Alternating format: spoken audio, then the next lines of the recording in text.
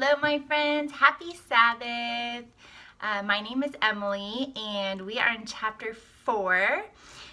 We are going to be going over just 2 chapters, but I have lots of pictures. We're going to be reading Genesis 6 and 7. So before we start, let's go ahead and start in prayer.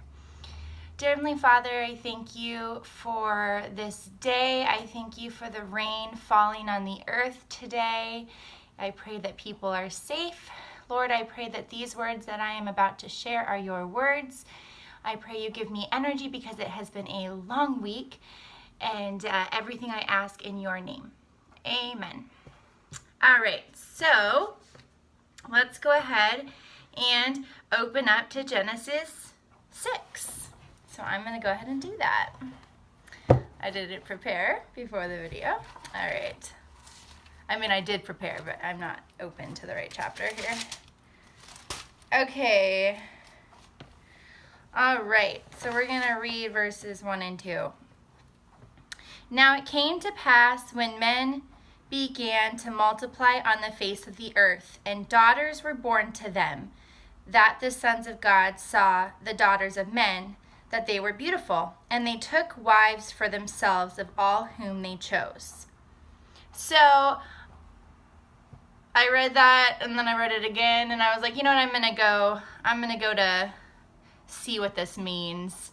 So I actually went to www.biblestudytools.com, and it's the explanation I got was from Matthew Henry. And this is what he brings up, and I absolutely love it. And then I kind of go off of him. The increase of mankind. Men began to multiply upon the face of the earth. This was the effect of the blessing. So we can read 128 to remember the blessing that we went over a few weeks ago, which says, Then God blessed them, and God said to them, Be fruitful and multiply, fill the earth and subdue it, have dominion over the fish of the sea, over the birds of the air, and over every living thing that moves on the earth. So it's talking about the blessing of creating man and woman for that purpose. So Cain's generation was living separate. And yet man's corruption so abused and perverted this blessing that it was turned into a curse.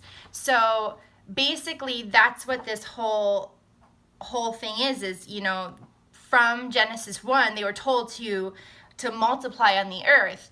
But as we're reading, after Adam and Eve have, you know, gone out of the garden and they're populating the earth, we're realizing that this blessing that the Lord began is now turning into this curse, and this is kind of where we're going to go. So what I found from this verse, and kind of with the help of Matthew as well, I'm not like totally claiming all of this knowledge, is that there's 2 types of men that he talks about in verse 1 and 2. The first man in verse 1 that had daughters. So it says, multiply on the face of the earth, and the daughters were born of them. So the men began to multiply on the face of the earth, and daughters were born to them. So there's that one that they describe. And then 2 is sons of God in verse 2. So that the sons of God saw the daughters of men, that they were beautiful, and they took wives for themselves, and of all whom they chose. So basically there's 2 different like mankind that Moses is talking about here. And basically I'm going to kind of go in of kind of what my understanding is. I didn't really find anything under this, but this is what I assume. So, I mean, obviously test it, because you have to test everything with the Holy Spirit. So I think the men in verse 1 is the sons of God are from Seth. Since last week we learned that Cain was a vagabond and wandered and not blessed by God. So, but although he wasn't blessed by God, he was protected by God in 4:16. So I can go ahead and read this. This is why I think there's 2 different kinds of men.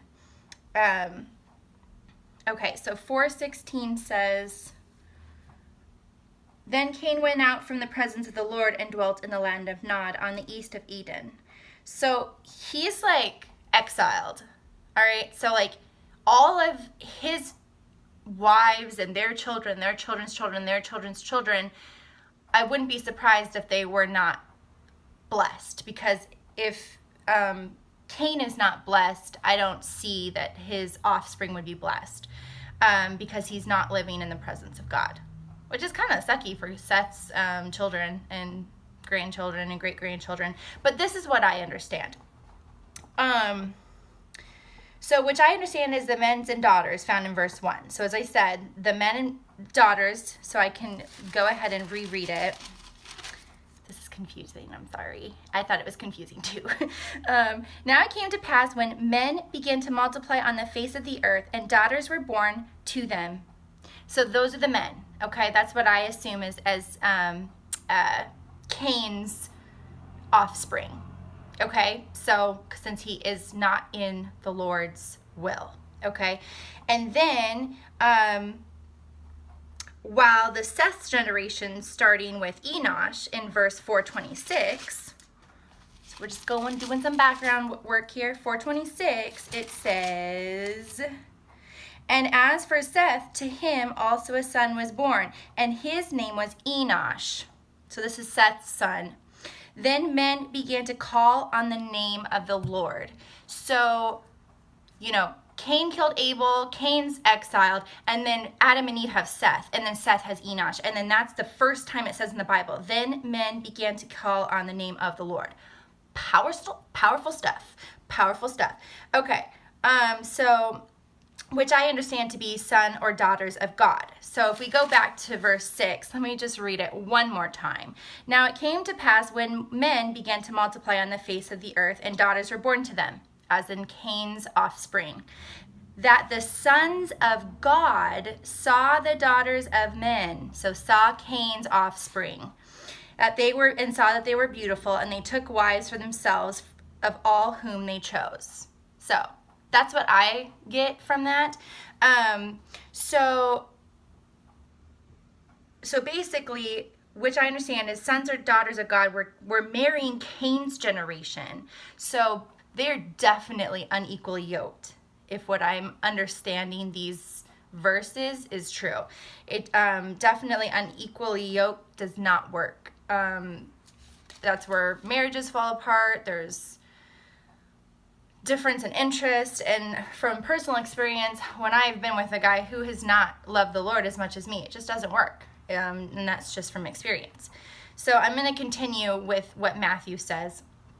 When the sons of God had gotten together with the daughters of men, though it was very displeasing to God, yet he did not immediately cut them off, but waited to see what would be the issue of these marriages. So the Lord didn't just go, okay, they're starting to populate with ungodly people, I'm just going to annihilate them. He wanted to see how this would go. But waited to see what would be the issue of these marriages and which side the child would take after, and it proved, as it usually does, that they took after the worse side. So that's how the earth just, boom, went to shambles, because you're intermarrying with people that are not equally yoked. And your chosen men of God are marrying and having sex and having children with these kind of like outsider exiled people of Cain. Okay, so this is what I understand. So it says in the second part of verse, let's go to the second part of verse, that the sons of God saw the daughters of men, that they were beautiful, and they took wives for themselves of all whom they chose. So they took wives, so that says more than one. And so right now, like, so far that we've seen, there hasn't been too many people. Even when we went through that whole genealogy, I think there was only like one person that was written in the Bible that had 2 wives. So taking multiple wives is already going to create drama, because you know how jealous women can be. Oh my goodness. Talk about, this is going to be drama. From themselves of all whom they chose. So man is choosing, and then also it says, they were beautiful. So what I understood that too is a man is choosing by sight alone who they want as a wife. So yeah, I already said that up until now the most wives that one man had was 2. That was written down. So they're just going to town. They're like, oh, she's pretty, I'm gonna get married to her. I mean, I can only imagine like the fights that would come across too with like other guys wanting this woman and mayhem, right? Okay, so let's see what happens. God's consequence for the selfishness of man. So let's get into verse 3. And the Lord said, my spirit shall not strive with man forever, for he is indeed flesh, yet his days shall be 120 years. All right, so he's like, I can't deal with all of this drama. You guys are living to 900 plus years and populating the earth, which now it's populated, but it's all evil. So you're only going to live until 120 years old. All right. So that's one of the consequences that the Lord said. And also, if we can remember, 120 would be a holy number because 12 disciples times 10, which is completion. So 120 is a holy number. Awesome stuff. So this is huge since the oldest man recorded, if you remember from my last video, was Methuselah at 969 years old. Way too long. That guy lived way too long. I mean, that's just crazy. So yeah, so the Lord put an end to that. He's like, okay, all right, I'm gonna put a little bit of a boundary around how long you can live. So then it prevents less wives being chosen for selfish reasons and less children. I don't know. It's almost like the Lord was overfilling the world because it's almost like the Lord was overfilling the world. He's just over it. He's just like, okay, I wanted to fill the world and I wanted you to be fruitful and multiply, but I didn't think this would happen because sex, lust, selfishness, and corruption of his sons and daughters was too painful for him. What the Lord is feeling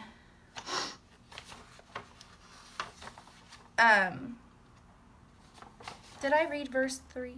Yes, I did. You know, I wrote down here, I wonder what the Lord is feeling about the world today. I mean, there's a reason that I'm single because everyone just wants to hook up. Everyone has this feeling that being with someone physically or just emotionally is just gonna like fix their pain of what they've gone through in their life. And so they just get with whoever just because they don't want to feel lonely, and they're staying in the wrong relationships out of comfort because they're like, well, I don't want to break up with them because then I have to start over and get in the dating game. I think also that's why there's multiple affairs. It's so easy to have a dating profile that's kind of private and to yourself and then be married and have children and live 2 separate lives with technology. I mean, it's super easy to do that. There's a huge problem with porn, lusting for others, treating, you know, men and women like objects, and not as brothers and sisters in Christ. So I wonder what God is thinking about us. I mean, I know they only really talk about being lustful and having multiple wives, but I'm thinking there's probably a lot of murder that goes with that, because if someone gets jealous and, oh wait, I married her last week, but like you just married her, there probably could be murder. So yeah, just things that I thought of. So let's read verse 4. We're taking a long time. Okay.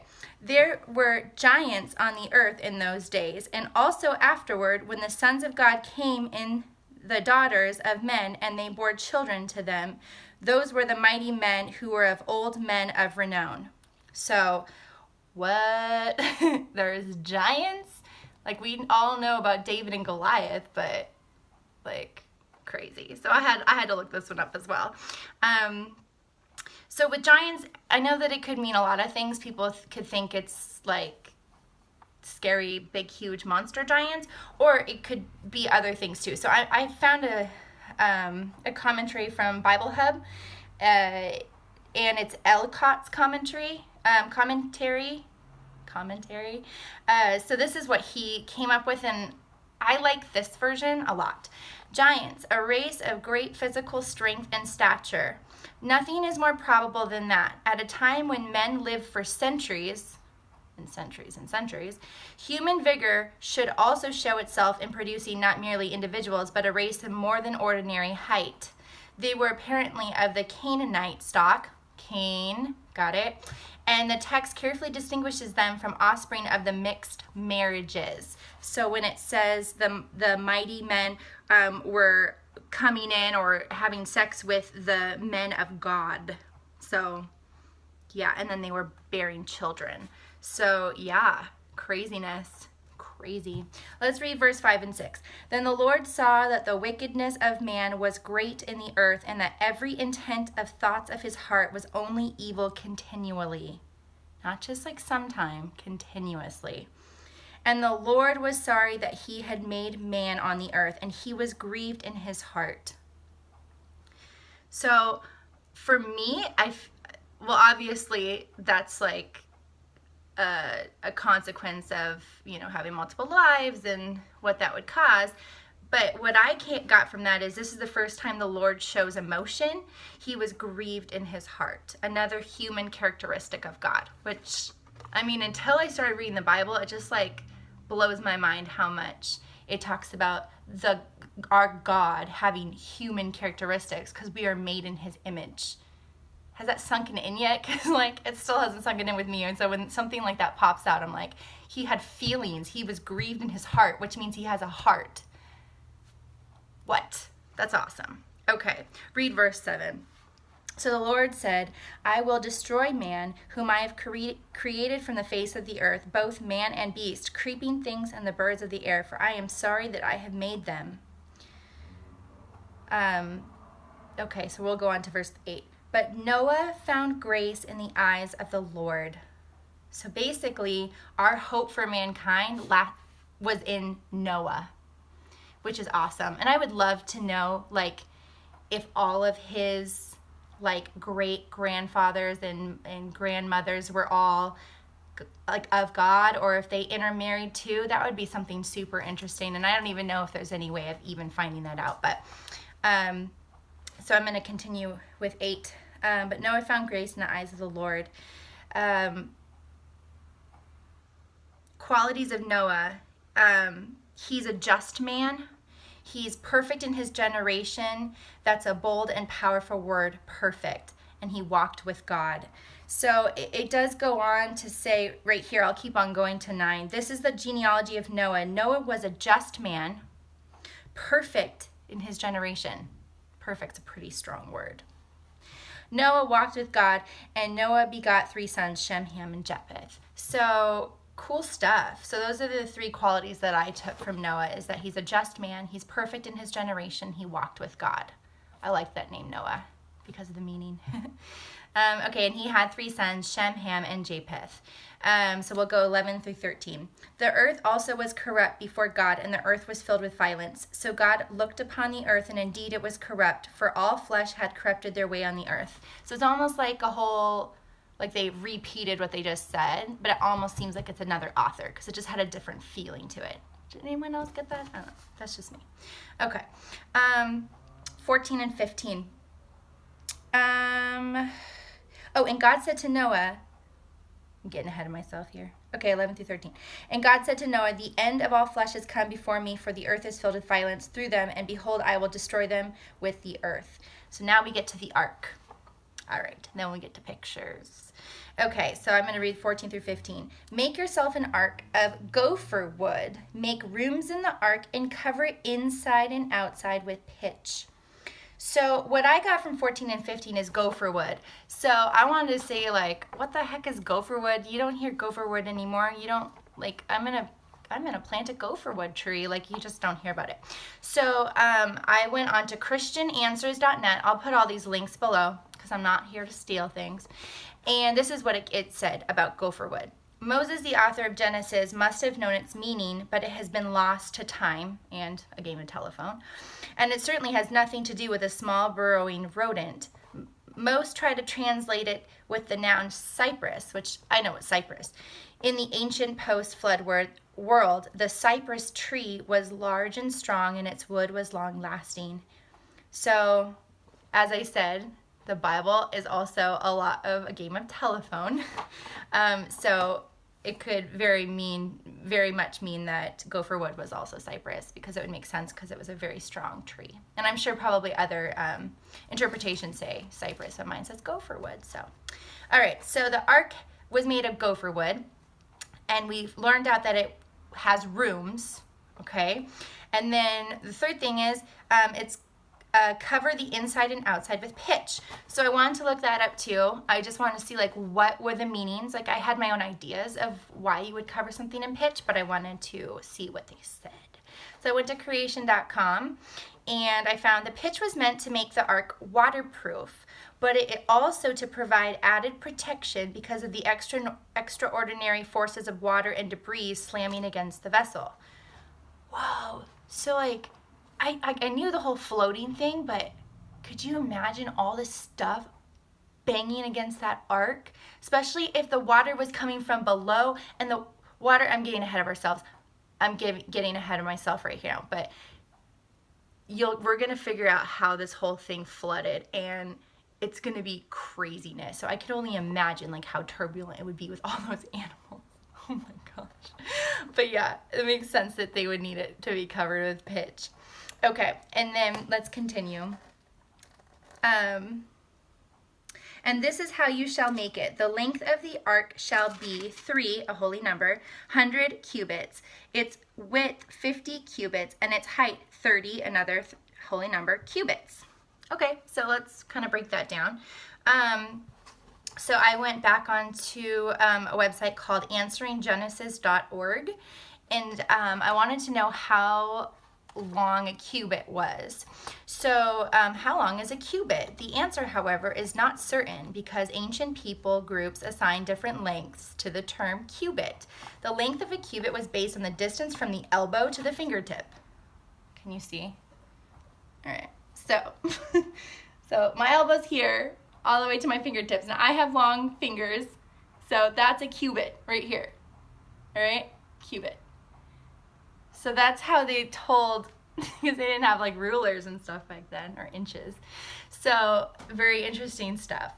But as we found out before when we were reading, that people were different sizes, so they didn't know exactly how long a cubit would be. With different people, it would like mean different things. So I decided to just pick one length, and that's how I did my math this whole chapter, because there's a lot of cubits used. So I took the Hebrew definition of cubit, which was 17.5 inches. And so that's how, so when we're talking about the length, 300 cubits, that's 437 feet.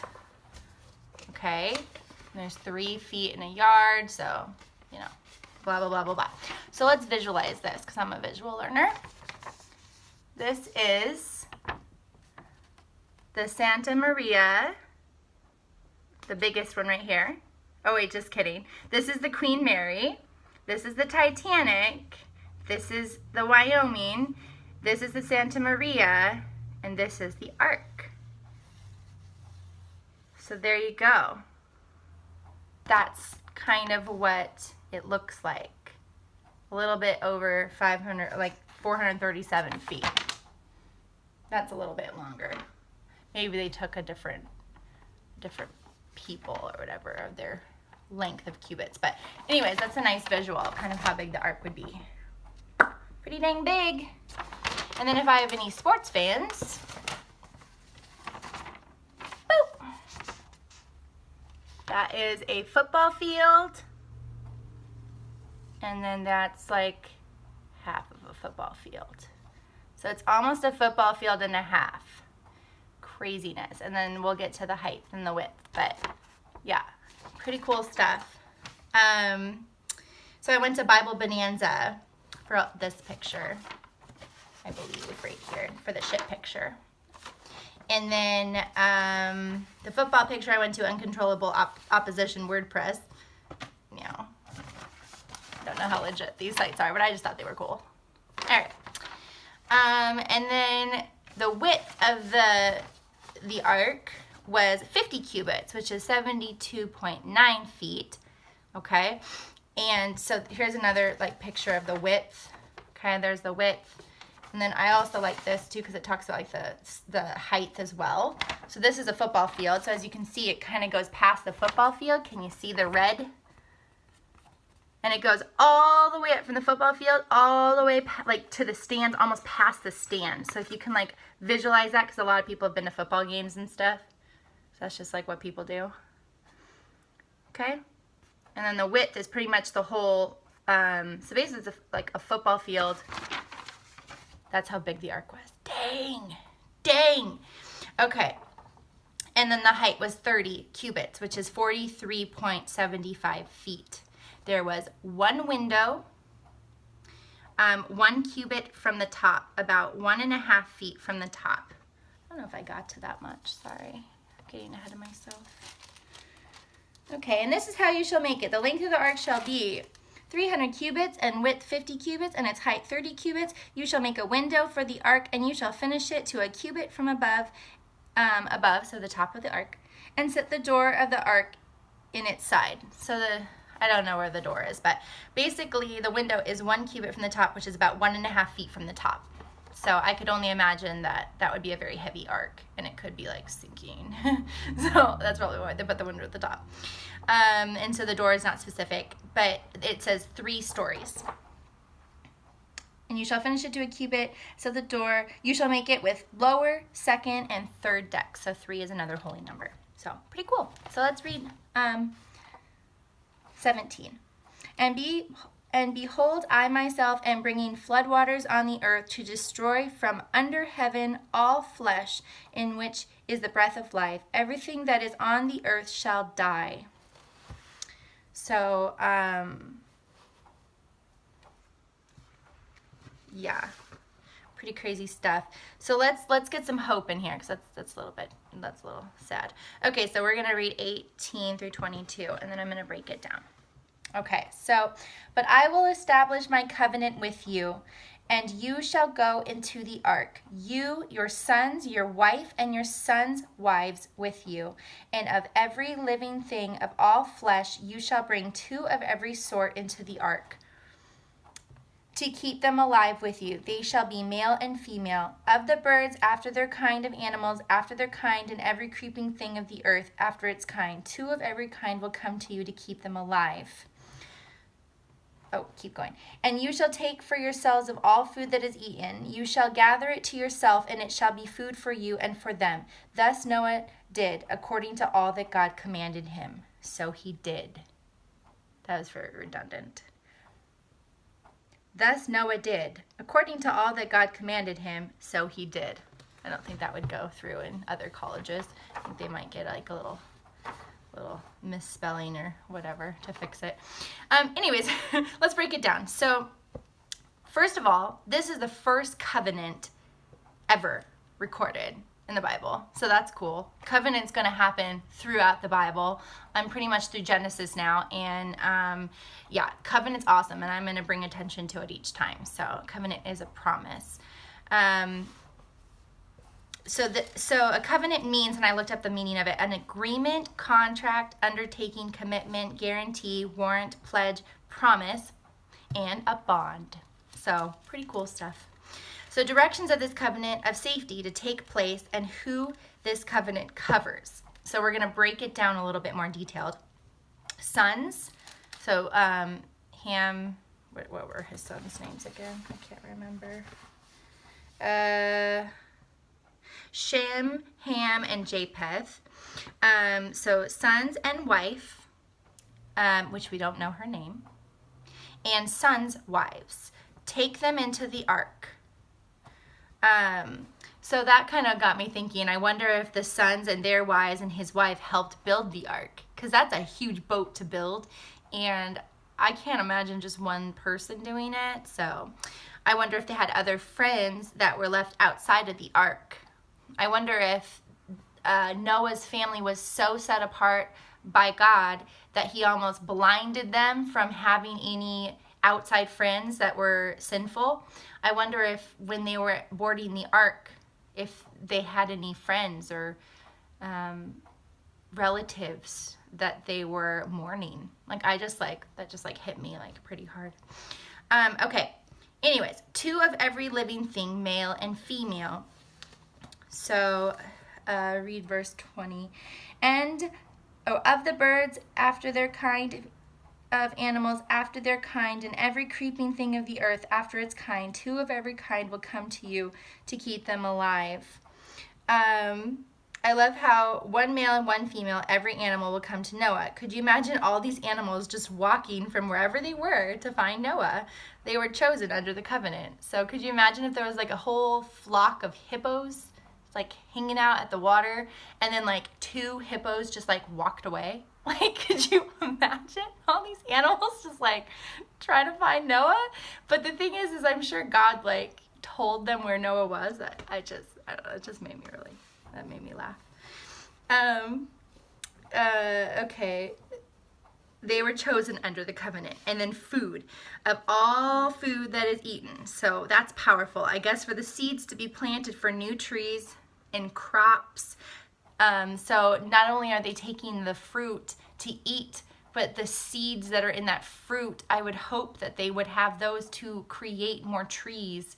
Could you imagine? I wonder if before the ark, if there were different kinds of trees and fruit that we don't have now because it got devastated by the flood and they forgot to pick a really funky fruit off and bring it in. These are things I think of, and this is why the video is already 31 minutes. All right, let's keep going. And then I was wondering, what about the flowers? How did they survive? And including all of the food for the animals. Just things I think about. Flowers. Flowers are beautiful, but how did they survive? Did they pick flowers? It's just not. Maybe it's just not so detailed. Maybe God sat down with Noah and talked to him for days and was you need to get this. You need to get these roots. You need to get these seeds. I don't know. You don't think about this stuff when you're reading the story in children's Bible or something. Okay, so read verse 22. Thus Noah did according to all that God commanded him, so he did. So that is saying how faithful Noah is. So let's go ahead and read chapter 7. Hang in there, guys. We're this is our last chapter we're going over. Okay, so read verse 1. Then the Lord said to Noah, "Come into the ark, you and all your household, because I have seen that you are righteous before me in this generation." I love that. I wanted to look up what righteous meant, and according to, I don't know, the internet, I didn't put a link. Righteous means morally right or justifiable, virtuous, good, virtuous, okay, that was redundant, upright, and decent. So those are some pretty intense characteristics that we have of Noah. And I wonder, do I have these characteristics? I know that God made a covenant with the rainbow that we'll read about later, that he's not going to flood and destroy everyone, but it just makes you think, are you set apart? Am I? I'm talking about us, because we're learning about this together. Are we virtuous? Do we live a virtuous life, an upright, a decent? Wow. Are we set apart from the current generation? I mean, honestly, I could be doing a lot of things on Friday nights, and God told me that I need to do this, and Fridays are the nights I don't have Thomas. So I will have to say, I'm not trying to toot my own horn, but I have chosen this commitment with you, my listeners, and with God to do this. And, I may hang out with a girlfriend later tonight, but we're called to be set apart. We're called to say no to things that the world does. And sometimes it's lonely. I'm not going to lie. It's lonely. Okay, anyways, let's go on to chapter 7. It gets pretty detailed here. Okay, so I'm going to read verse 2 and 3. You shall take with you. Okay, so now I feel like Moses he wrote chapter 6 and then he went back to 7. He's like, wait a minute, there's some details I forgot. So we're going to read about these details that he forgot. They're like actually really important details and they're kind of funny for people who don't know these details. Okay, 2 and 3. You shall take with you 7 each of every clean animal, a male and his female to each of animals that are unclean, a male and his female. Also, 7 each of birds of the air, male and female, to keep the species alive on the face of all the earth. Okay. So what I got from there is, so on top of the 2 of every animal, he wants 7 pairs, which 7 is a holy number. 7th day he rested. Which in my math, that's 14 clean animals. 14, not 2, but 14. All right. So I went back to BibleStudy.org and I looked up what clean animals meant. Now, this is all new to me, and I know that some people I know like knew about this, but I didn't know about it. Clean, able to eat. We will learn more about this list in Leviticus. Something to look forward to. But here's a list I found online, link below. So I have a pair of all these clean animals. Look at all of these clean animals. We do not need to, I'm not going to read them. Sorry, I'm just not going to. But unfortunately, you know what's on here? Or actually, wait. Look at all that fish we can eat. It doesn't say that Noah grabbed 2 of every fish. I think the fish probably got to survive through the flood. Look at all that fish. Boom, this is all the clean. Insects, yummy. Birds, there's a pretty big list of birds. And then animals. So those are the clean animals. So we're looking at 14 of these clean animals. Okay? When I was looking at the dirty animals or the unclean animals, pig was on it, which means bacon. And I really like bacon. Sad. And shrimp and crab. I like sushi. But anyways, I think God would know what's best. I may need to make a list next time I go grocery shopping. So not for sure if I'm going to cut all unclean, but it might be a good idea. Okay, so then unclean is not good for food. So so this is a 2. So 2 of all of these unclean. So there's a lot of these land animals and birds, and not very many fish, but shrimp and, you know, all that stuff. So, alrighty, cool. Are you being able to read? I can't remember. Can you read this, or is it backwards? It looks backwards to me, but maybe you'll be able to read it. Okay, anyways, that was a fun moment. Alright, moving on. And then it goes on to say, also 7 each of the birds of the air, male and female. So even, it doesn't say like just clean, it says all birds. So I thought that was interesting. It's like God has like a special heart, a special place in his heart for birds. Because it says birds, 7 pairs of all birds, so 14 of each, to keep the species alive on the face of the earth.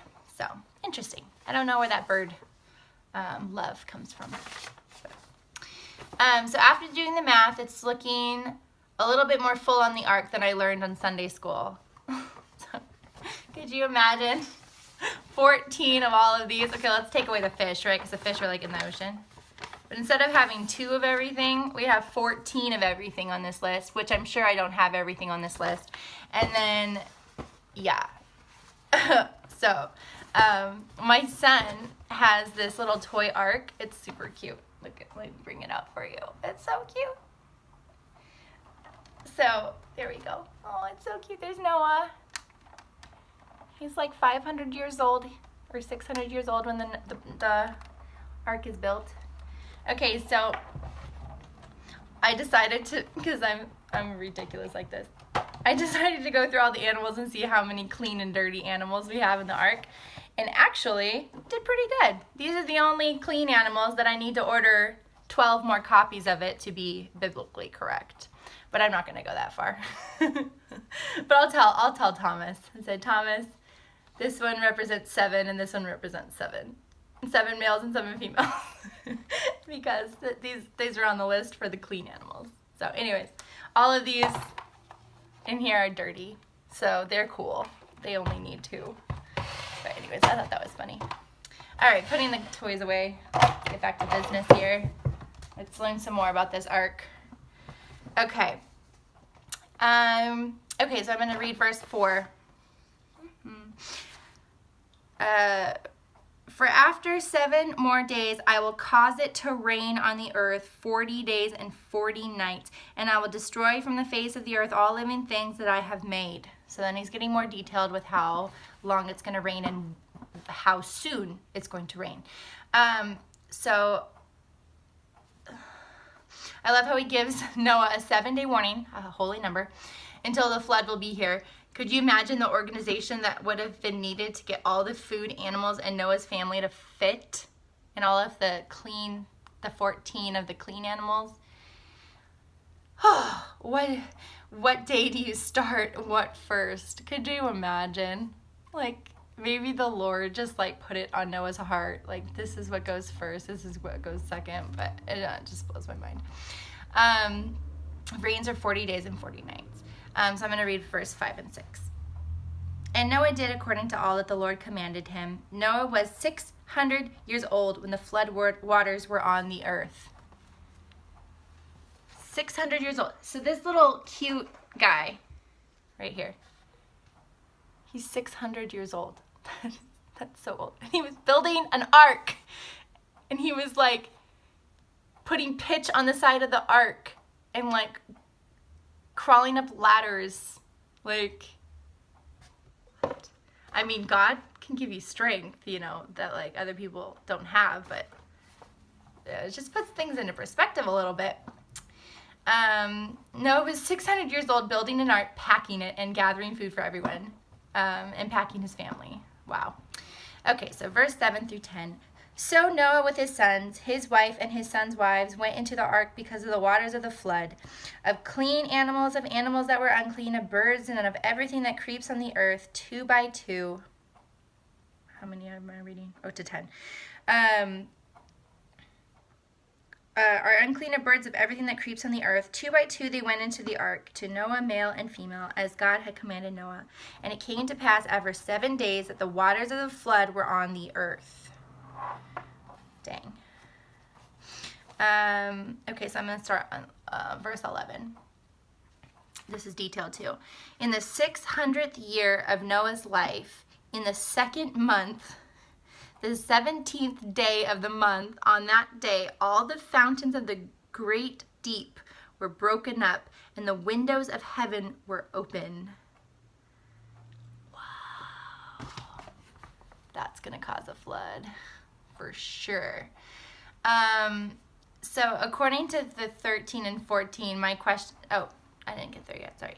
Okay, okay, so talk about details, read verses 11. In the 600th year of Noah's life, in the 2nd month, the 17th day of the month, on that day, all the fountains of the great deep were broken up, and the windows of heaven were opened. So that's crazy, just like how detailed it was, like with like the exact year, and the exact month, and the exact date. And that's a game of telephone from Noah to Moses. So, dang, that's a lot of details to like tell. Okay. Anyways, okay. Okay, so according to 13 and 14, so I'm going to continue. On the very same day, Noah and Noah's son, Shem, Ham, and Japheth, and Noah's wife, and the 3 wives of his son with him entered the ark. They and every beast after its kind, all cattle after their kind, every creeping thing that creeps on the earth after its kind, and every bird in its kind, every bird of every sort, which is 7, or actually 14 of the birds.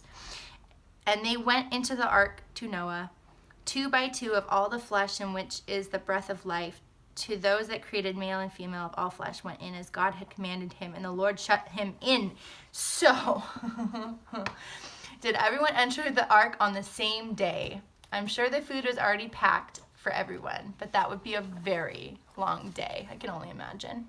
So according to Bible Hub Ellicott's suggestion, I wanted to learn more about this rain and the amount of water it would take to flood like the whole earth. So this is what he suggests. Now, obviously, this is just suggestions, just ideas.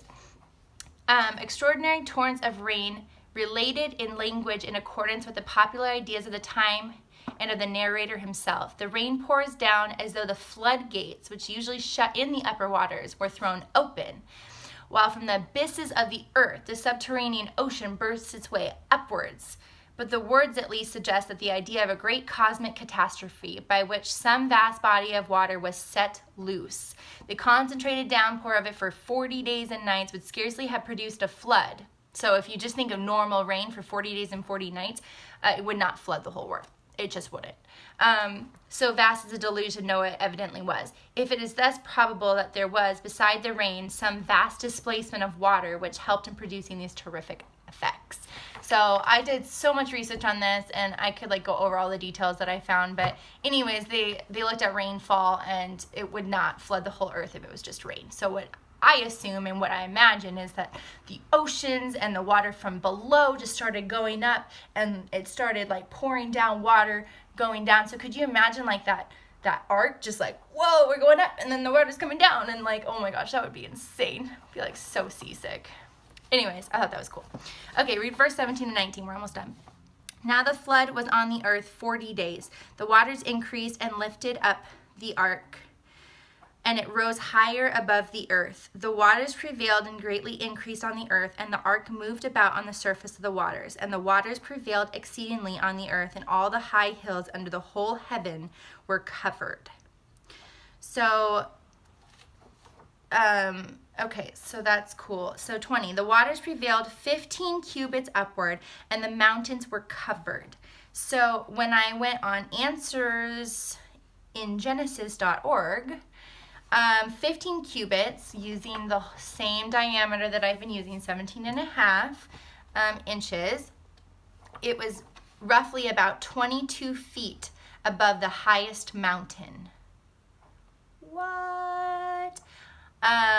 So I assume on the entire earth, but maybe it was in that area. There's so much back and forth of ideas of what the flood meant, because a lot of people are saying, oh, the earth was more flat and it was more down and it was not as high and all of this stuff so that it could flood. I don't really know if I believe it, because I believe God can do anything, but if it was the entire earth 22 feet above the tallest mountain. What? That's crazy. And I didn't look up the tallest mountain. I think it's Mount Everest, but maybe Kilimanjaro. I'm not sure. I've never been good at that stuff. But anyways, I guess we'll never know for certain is what I came to the conclusion. So let me read 21 and 22. 21 and 22. And all the flesh died that moved on the earth, birds and the cattle and the beasts and every creeping thing that creeped on the earth, and every man, all in whose nostrils was the breath of the spirit of life. All that was on that dry land died. And then these are some questions I had. We'll wrap it up pretty quick. I wonder if with all the rain falling, if any people thought to build a boat. I mean, I guess if the water's coming up from the bottom and the top, there's probably no chance of them building a boat. Did boat exist, or was the ark the first boat? But it would make sense that no one would have had time to get on the boat, since the flood was coming from below and from above, as it says in the last part of 11, which it says, on that day, all the fountains of the great deep were broken up, and the windows of heaven were open. So, yeah, that would be a pretty hard way to try to get your boats in order and get everyone on it. So, okay.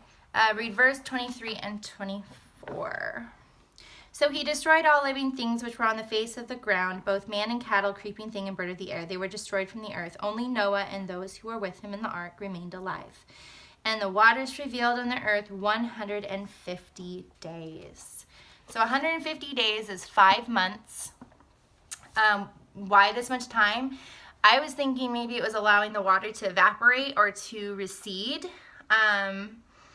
After that long with the water covering the earth, how did the flowers survive? I brought up the flowers again. Did Noah bring seeds on the ark? What about the fish?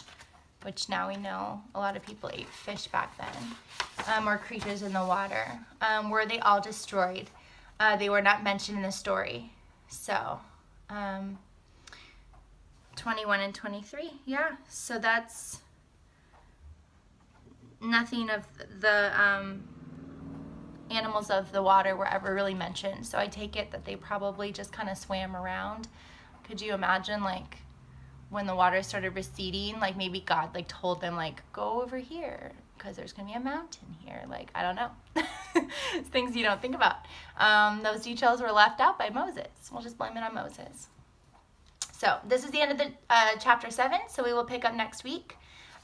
Sorry to leave you on such a cliffhanger. Noah and his family and all of the animals and their food and all of the sacrifices, the 14 of the clean animals, are all hanging out in the boat. Boom, I'm leaving you. So we will pick up with chapter 8. I'm not exactly sure how many chapters we'll read next week, but anyways, let's go ahead and end this video with a prayer. Dear Heavenly Father, thank you so much for this time that you have opened up in my schedule, and I lift up all of the listeners and their hearts, Lord, and I thank you for this opportunity to share your word and to just explore the journey of the Bible. In Jesus' name I pray these things. Amen. Thank you guys so much. Happy Sabbath. Bye.